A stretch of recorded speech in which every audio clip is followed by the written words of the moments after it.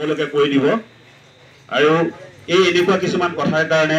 চৰকাৰে বদনাম হয় পিছত চৰকাৰে যিবিলাক আঁচনি লয় সঠিকভাৱে লয় কিন্তু আমি আমাৰ নিচিনা মানুহে ব্যক্তিয়ে গাঁৱত ভুৱা প্ৰচাৰ অপপ্ৰচাৰ কৰি কিছুমান মানুহক বিভ্ৰান্তি কৰোঁ সেইকাৰণে চৰকাৰৰ দৃষ্টিগোচৰ হয় আৰু ৰাইজৰ মাজত বিৰূপ প্ৰভাৱ পৰে সেইকাৰণে মই পুনৰবাৰ আপোনালোকক কৈছোঁ যাতে অৰুণোদয় ফৰ্ম ফিল আপ কৰিবৰ কাৰণে কোনো কম্পিউটাৰ দোকানত গৈ পুৰুষেই হওক বা মহিলাই হওক বহি থাকিব নালাগে ঘৰত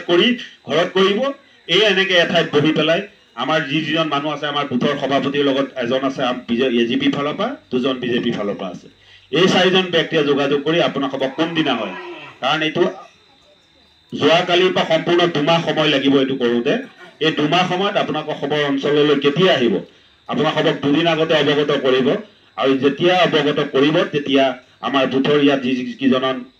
ব্যক্তিক দায়িত্ব দি আছে তেখেতসকলে সেই অঞ্চলত জনাই দিব যে আজি কোনটো অঞ্চলত হ'ব কাইলৈ কোনটো অঞ্চলত হ'ব এইটোৱে হ'ল আমাৰ মন্ত্ৰীৰ এটা সিদ্ধান্ত সেইকাৰণে অৰুণোদয়ৰ ওপৰত আপোনালোকক মন্ত্ৰীয়ে কোৱা কথাকেইটা ক'লোঁ আৰু মই দীঘলীয়া কৰিব